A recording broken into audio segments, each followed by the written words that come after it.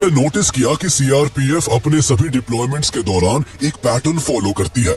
सामान नीले ट्रकों में रखा जाता है जिन पर खाकी तिरपाल लगे होते हैं। सभी जवान नीली बसों में सवार होते हैं जबकि बड़े अधिकारी सफेद जिप्सी में ट्रैवल करते थे। मोस्टली व्हीकल्स की विंडोज वायर मेशेस से प्रोटेक्टेड होती थी। इन सब चीजों को ध्यान में रखते हुए इदरीस अपनी प्लानिंग को आगे बढ़ाने में लग गया। उसने अमेज़न से 4 किलो एल्यूमिनियम पाउडर मंगवाया जिसका इस्तेमाल वो एक्सप्लोसिव को बांधने में करने वाला था ताकि विस्फोट के दौरान ये आसानी से आग पकड़ सके। हैरानी की बात ये थी कि भारतीय जवानों को निशाना बनाने की ये सारी तैयारी भारत में ही हो रही थी। फिर भी इंटेलिजेंस एजेंसी और आर्मी को कानों कान उसकी कोई खबर नहीं लग सकी और आतंकी अपने काम में लगे रहे। जनवरी 2019 में इदरीस ने जैश ए मोहम्मद के एक लोकल मिलिटेंट तौसीफ को एक गाड़ी अरेंज करने को कहा जिसमें 2 लार्ज कंटेनर्स को आसानी से फिट किया जा सके। तौसीफ ने इसके लिए अपने बचपन के दोस्त सज्जाद अहमद भट्ट की मदद मांगी जिसने कुछ दिनों के अंदर ही मारुति की एक second hand pearl blue colour Eeco car एक फ्रूट सेलर से खरीद ली। फ्रूट सेलर ने पहले से ही इसकी मिडिल सीट हटा रखी थी ताकि फ्रूट्स के बड़े बक्से को इसमें फिट किया जा सके। गाड़ी का अरेंजमेंट हो जाने के बाद इदरीस ने फरवरी के फर्स्ट वीक में पुलवामा के काकापोरा गांव में शाकिर के घर एक्सप्लोसिव बनाने का काम शुरू किया और कुछ ही दिनों में एक्सप्लोसिव का इस्तेमाल करके 2 आईईडी बना लिए जिसमें एक का वजन 160 किलो तो दूसरे का वजन 40 किलो के आसपास का था। इसके बाद दोनों कंटेनर्स को कार की मिडिल वाली सीट की जगह पर फिट कर इसमें धमाका करने के लिए वायर से एक स्विच को कार की स्टीयरिंग के पास फिक्स कर दिया। कश्मीर में हमले की तैयारियों के बीच जैश ए मोहम्मद का सरगना मसूद अजहर कराची में बड़ी रैली कर कश्मीर में मारे गए अपने मिलिटेंट्स का जल्द ही बदला लेने के लिए भारत को दहलाने की धमकी दे रहा था।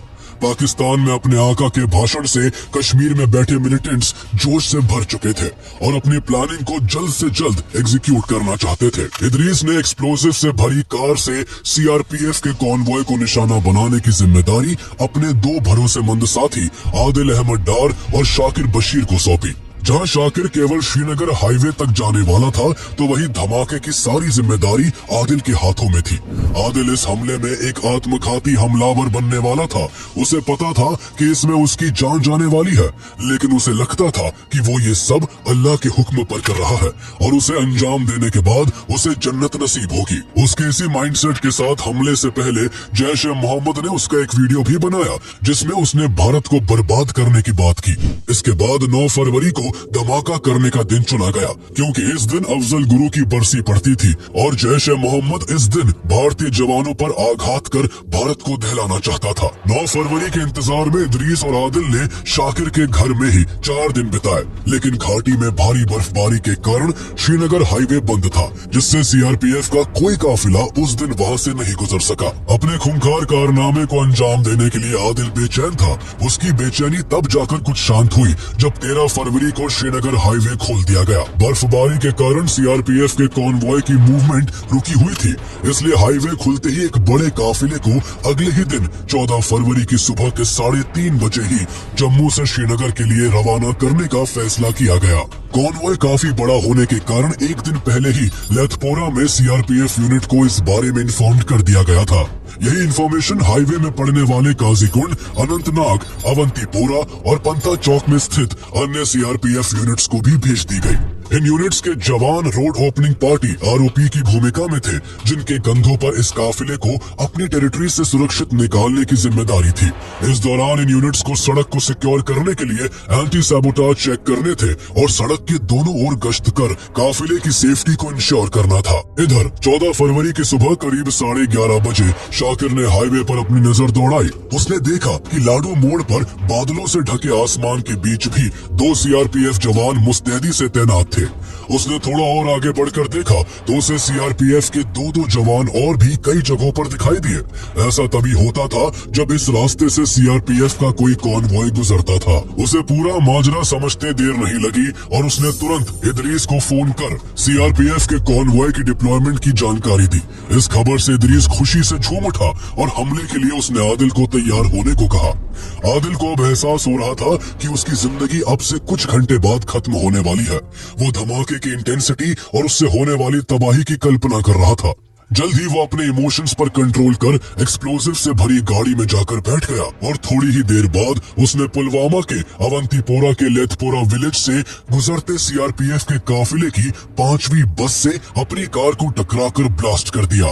हमले में 40 जवानों के शहीद होने और 70 से ज्यादा जवानों के घायल होने की खबर ने पूरे देश को हिला दिया था। बीते 30 सालों में कश्मीर में हुआ ये सबसे बड़ा आतंकी हमला था। ये हमला इतना भयानक था कि शहीद जवानों के चेहरे तक पहचान में नहीं आ रहे थे। हमले के बाद बड़े बड़े अधिकारी घटनास्थल पर आ पहुंचे थे, जो जवानों की ऐसी हालत देखकर अपने आंसू नहीं रोक पा रहे थे। पुलवामा हमले के बाद पूरे देश में गुस्से और शोक की लहर थी। हर कोई इसका बदला चाहता था।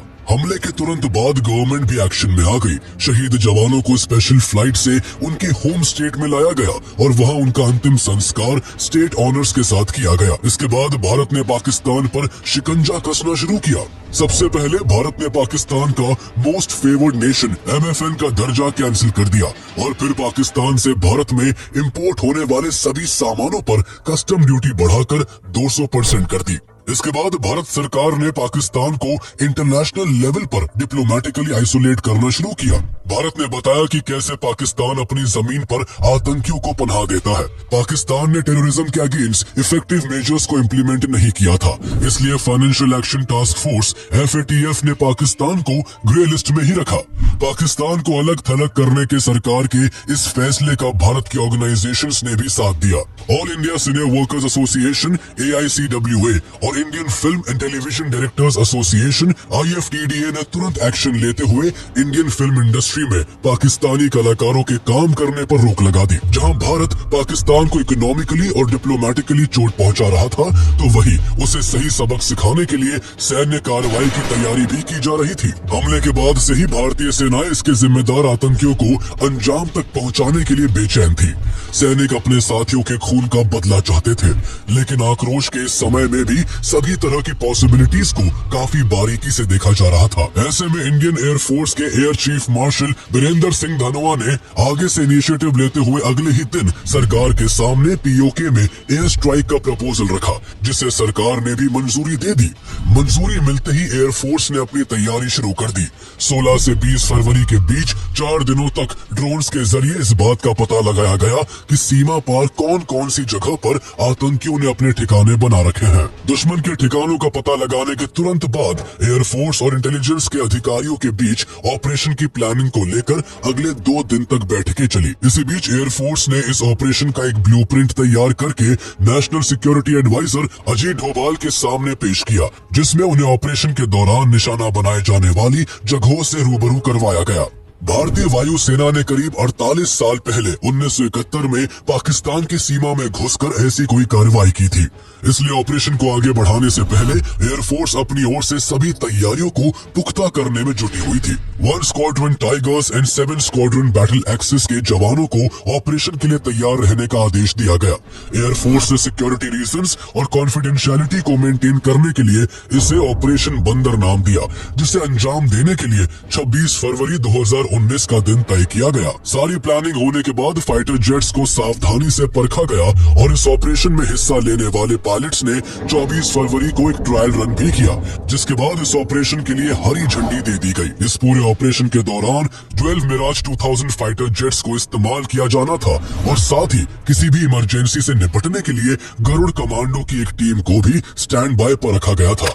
26 फरवरी की सुबह 3:30 बजे ही भारत के 12 Mirage 2000 fighter jets laser guided bomb से लैस होकर पाकिस्तान के अंदर घुसकर तबाही मचाने के लिए निकल पड़ते हैं और कुछ ही मिनटों में पाकिस्तान के एयर स्पेस के अंदर दाखिल हो जाते हैं। कुछ ही देर बाद फाइटर जेट्स POK के मुजफ्फराबाद और चकोटी में आतंकी ठिकानों पर भारी बमबारी करते हैं।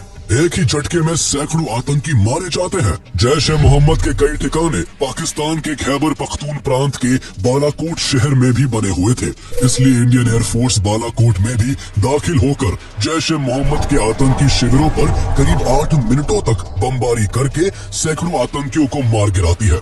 यह पूरा ऑपरेशन करीब 21 मिनट तक चला, जिसमें इंडियन एयरफोर्स ने करीब 1000 किलो बम बरसाकर जैश ए मोहम्मद के कई ठिकानों और करीब 350 आतंकियों को मिट्टी में मिलाकर 40 जवानों की शहादत का बदला ले लिया था। इस हमले से बौखलाया पाकिस्तान अगले ही दिन 27 फरवरी को भारतीय सीमा में घुसने की हिमाकत करता है। पाकिस्तान के लड़ाकू विमानों को खदेड़ने के लिए भारतीय वायुसेना भी मोर्चा संभालकर मुंह तोड़ जवाब देती है। इसी बीच एक डॉग फाइट के दौरान विंग कमांडर अभिनंदन वर्धमान अपने MiG-21 बाइसन से पाकिस्तान के एक F-16 विमान को मार गिराते हैं, लेकिन इसी दौरान उनका विमान भी डैमेज हो जाता है और वो पैराशूट के साथ POK में जा गिरते हैं। लेकिन भारत के डिप्लोमेटिक प्रेशर और मिलिट्री एक्शन के बढ़ते दबाव के चलते पाकिस्तान को झुकना पड़ता है और 1 मार्च 2019 को विंग कमांडर अभिनंदन वर्धमान को सुरक्षित भारत लौटा दिया जाता है। एक तरफ जहां इंडियन गवर्नमेंट हर तरह से पाकिस्तान को सबक सिखाने में लगी हुई थी, तो दूसरी ओर इस हमले की जांच NIA के हाथों में सौंप दी गई थी। 2016 में उरी अटैक के केवल 3 साल बाद हुए इस हमले ने कश्मीर के पूरे सिक्योरिटी सिस्टम को हिला कर रख दिया था। इस हमले को NIA की जम्मू एंड कश्मीर ब्रांच के चीफ राकेश बलवाल इन्वेस्टिगेट करने वाले थे। राकेश बलवाल मणिपुर कैडरे के IPS ऑफिसर थे। उन्होंने नॉर्थ ईस्ट में आतंकवाद के खिलाफ बेहतरीन काम किया था, इसलिए उन्हें प्रमोट करके जम्मू एंड कश्मीर में NIA की कमान सौंप दी गई थी। राकेश की 12 सदस्यीय टीम ने घटना स्थल पर पहुंचकर एक एक चीज को खंगालना शुरू कर दिया, लेकिन कई दिनों के बाद भी उन्हें कोई ऐसा सुराग नहीं मिला जिसे लेकर आगे बढ़ा जा सके। ऐसे में राकेश को समझ आ चुका था कि छानबीन का दायरा बढ़ाना होगा। हालांकि उन्हें यह भी पता था कि ये काफी जोखिम भरा काम था, क्योंकि हाजीबल समेत हमले के आसपास के सभी इलाके आतंकवाद का अड्डा माने जाते थे। अक्सर हमलों के बाद आतंकी यहाँ छिप जाते थे और पुलिस से मुठभेड़ के दौरान कुछ लोकल लोग उन्हें बचाने के लिए पुलिस पर पथराव करने लगते थे। ऐसे में इन इलाकों में जांच करना आसान नहीं था, लेकिन फिर भी राकेश बलवाल ने NIA हेडक्वार्टर से हमले वाली जगह के आसपास के एरिया में सर्च ऑपरेशन का दायरा बढ़ाने की परमिशन लेते हुए 100 NIA और 400 CRPF के जवानों के साथ वहां छानबीन शुरू कर दी। वो हमले वाली जगह से 250 मीटर ही आगे बढ़े थे कि उन्हें जमीन पर कोई चमकती चीज दिखाई दी, जो कि हमले वाली कार की चाबी थी।